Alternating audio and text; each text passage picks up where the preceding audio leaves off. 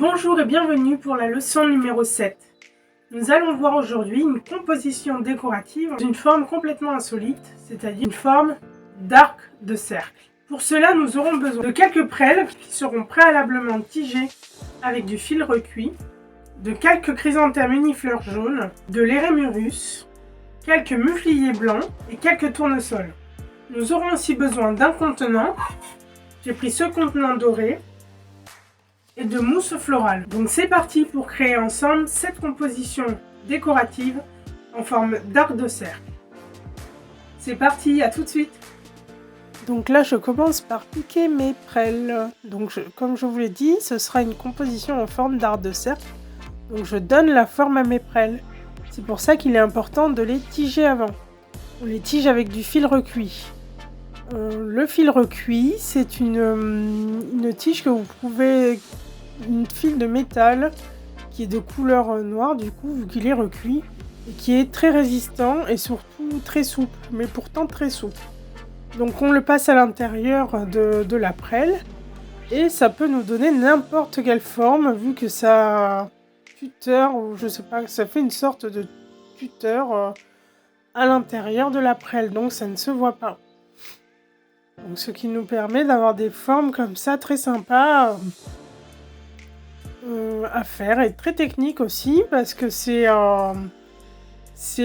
quelque chose qu'on ne fait pas souvent, du moins en boutique, mais ça fait toujours son petit effet dans un mariage ou pour une réception, pour de la déco, voilà, ça fait toujours son petit effet, donc c'est sympa à faire, je trouve. C'est pour ça que je vous ai proposé cette leçon. Si vous avez un fil recuit qui ressort un peu de la prêle, n'hésitez pas à le couper et mettre une perle au bout. Parce qu'il faut que chaque pièce, chaque élément que vous rajoutez dans votre composition doit être esthétiquement vendable, présentable. Il ne doit pas y avoir de travail bâclé, il ne doit pas y avoir d'imperfection, comme je vous le dirai pour souvent. Les clients détestent l'imperfection, surtout dans quelque chose qu'ils achètent. Ils veulent de la perfection, ils veulent de l'efficacité, ils veulent vraiment quelque chose qui soit beau, esthétiquement beau. Donc il faut être efficace, il faut avoir de bons produits, de bonnes fleurs, par exemple des fleurs fraîches. On ne peut pas mettre des fleurs qui sont en fin de vie, même pour un mariage, à part peut-être pour une composition, quelque chose comme du deuil, mais pour du mariage, il faut de la fleur très très fraîche. Et il ne faut pas laisser un élément qui n'est pas nickel. C'est pour ça que la prêle, quand on voit une prêle, au bout de la prêle, souvent la prêle est un peu mâchée et jaunie. Il faut le cacher avec une perle ou des épingles avec un bout nacré. Donc vous mettez la perle au bout de la tige de prêle et voilà, ça vous décore votre composition.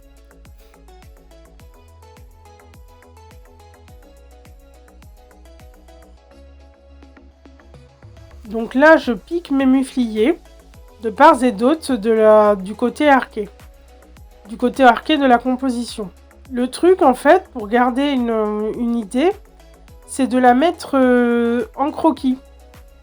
Comme ça, si vous êtes créatif comme moi, sinon vous allez changer d'avis, vous allez changer de disposition, vous allez changer complètement l'idée de base que vous aviez. Donc si vous la mettez sur papier, après vous allez acheter les fleurs qui iront naturellement pour votre composition. Il n'y aura plus de possibilité de partir dans des trucs complètement rocambolesques. Donc il est vraiment important de le mettre en croquis au départ, du moins. Comme ça, vous gardez votre idée et vous faites des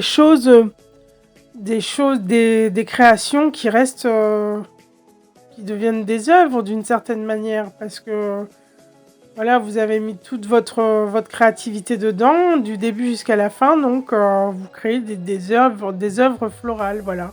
D'où la deuxième appellation du métier de fleuriste, c'est designer floral ou artiste floral. Voilà, c'est pour ça qu'il est important d'avoir ce dessin, d'avoir cette idée de croquis. Que vous pouvez retrouver en bonus, une idée de croquis d'une des compositions qu'on aura vues du coup, et de la mise en couleur à l'aquarelle. N'hésitez pas à voir les bonus et vous en inspirer. En effet, savoir dessiner est vraiment important et ça vous permettra vraiment d'évoluer professionnellement plus rapidement. Parce que moi, ça m'a pris pas mal de temps, même avec la formation, de comprendre comment bien structurer mes idées et de les mettre après sur papier, sans recopiage ou justement après tout vient de la tête. C'est ça qui est important. Comme un écrivain, il a il a plein d'idées, mais il a un fil directeur. Pourquoi ? Parce que il a sûrement des schémas narratifs, des choses comme ça. Bah, c'est pareil, là, dans l'art floral, il y a des choses à respecter, il y a des règles, des idées, des techniques qui permettent comme ça de créer des œuvres fleuries. Donc ce que je me permets de vous conseiller, c'est de faire des dessins de vos idées. Voilà, comme ça, vous pourrez très facilement après choisir vos fleurs et les piquer dans les contenants de votre choix, avec le style que vous voulez, voilà.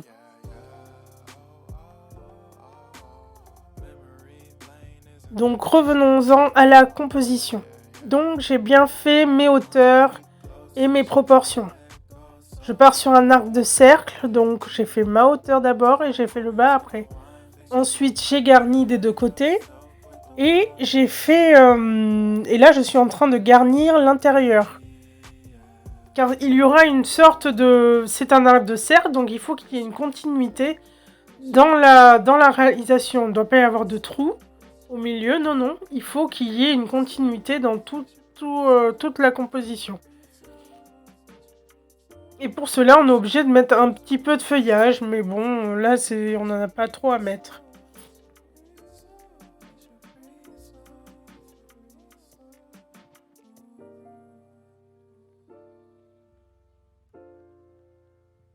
Au niveau des couleurs, je suis partie sur des couleurs assez pâles, vu que j'ai quand même un contenant doré.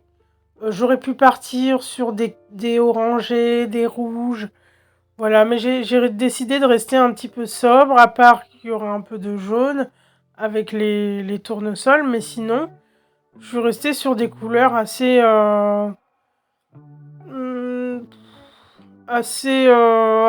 pastel, voilà, mis à part le tournesol vif, jaune vif, je suis restée sur des couleurs pastel. Mais sinon, vous pouvez voir dans le module 2, je pense, toute une explication sur l'accord des couleurs au contenant. Alors ça, c'est aussi très important d'accorder les couleurs de ces fleurs au contenant. Donc le cuivre, le doré, toutes ces couleurs-là, on les met généralement avec du orangé, du jaune. On peut les accorder avec une couleur plus froide, type pourpre, que j'utiliserai dans une prochaine vidéo. C'est un violet très foncé, c'est entre l'aubergine et le rouge bordeaux, voilà. Donc c'est une très belle couleur qui s'accorde très bien avec le doré. Donc n'hésitez pas à choisir vos fleurs, à refaire la composition si vous le souhaitez, et choisir des fleurs qui s'accordent à votre contenant.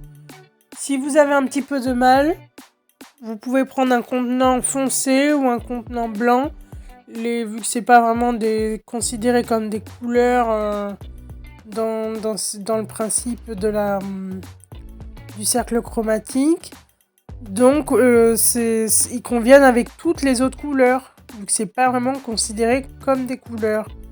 Donc voilà. N'hésitez pas à choisir vos couleurs, vos fleurs et bien les accorder surtout.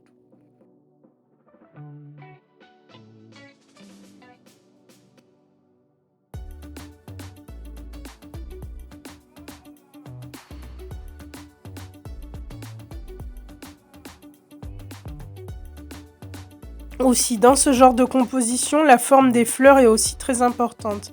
Je n'aurais pas eu beaucoup d'intérêt à mettre mes tournesols à la place des érémurus ou des mufliers, car ils rentrent dans une forme ronde, circulaire, donc ça n'aurait pas du tout, ça aurait pêché en haut là, avoir un tournesol, non. En fait, il faut voir la composition comme un ensemble. Si vous avez une composition qui est arquée, c'est-à-dire que en haut, ça doit être plus fin que le bas. C'est une forme de demi-lune, donc c'est quelque chose qui doit être vu à vue d'œil. Vous devez savoir quelles fleurs vous pouvez mettre à certains endroits. Donc un tournesol en hauteur dans cette composition n'irait pas. Parce qu'il est rond, donc il irait plutôt en bas. Et en haut, on aura plutôt des fleurs qui sont plus fines, plus longilines. Voilà. Donc c'est important de respecter ça. Et si vous faites un peu d'ikebana, si vous avez essayé l'ikebana, et bien ça aussi ça compte parce que vous exprimez à travers l'ikebana différents éléments. Et ça, peut-être que je ferai aussi un module dans les mois à venir sur ça. Mais c'est aussi très formateur parce que ça apprend une certaine forme de justesse. Mais même si ça a l'air simple, il y a quand même toute une spiritualité derrière, toute une justesse qui est très intéressante à apprendre, voilà, à approfondir. Donc n'hésitez pas à bien placer vos fleurs. Et voilà. Là, par exemple, je vous donne un petit tips. Le cala a une tige qui est très fibreuse et qui est très molle. Ça dépend lesquelles, mais généralement, c'est les fleurs oranges que je suis en train d'insérer. Pour l'insérer dans la mousse, vu que la tige est très molle et ne s'enfonce pas facilement dans la mousse qui est un petit peu dure, il faut faire un pré-trou. Un pré-trou avec une tige qui est plus solide. Donc vous faites un pré-trou avec une tige de prêle ou une tige d'œillet et vous insérez après votre cala. Comme ça, il s'insère dans le pré-trou que vous avez fait sans forcer et casser la tige. Car c'est une tige très cassante, car elle devient molle très facilement.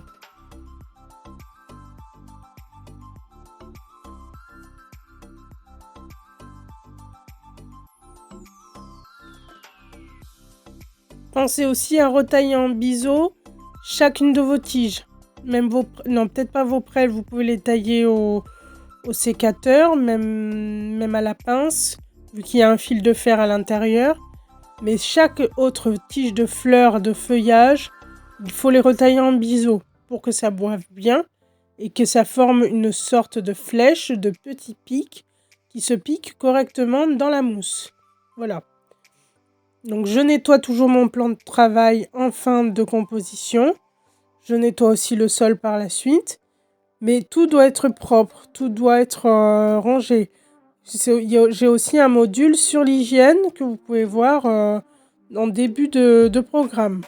C'est vraiment important pour vous-même, surtout en ce moment avec tous les virus qui traînent là, et surtout pour que vos fleurs se maintiennent en vie.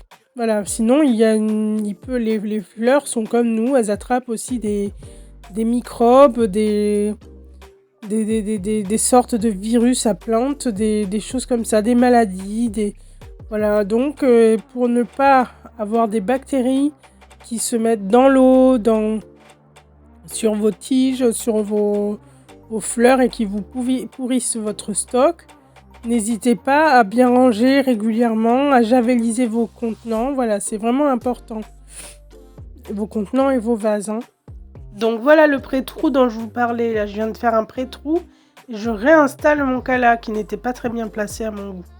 Il ne suivait pas la forme de l'arc. Donc là, il va mieux à la place où il est. J'espère que vous avez bien vu. Donc voilà, on arrive à la fin de cette composition. J'espère que ça vous a plu. Vous pourrez la refaire chez vous. Voilà, je vais la mettre sur mon site, comme ça vous pourrez la voir.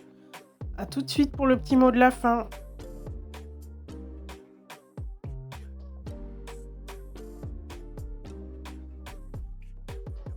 J'espère que vous avez apprécié cette composition.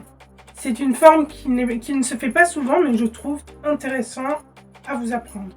Passons maintenant à la leçon numéro 8, qui sera une composition piquée décorative, style chemin de table. A tout de suite pour la leçon 8.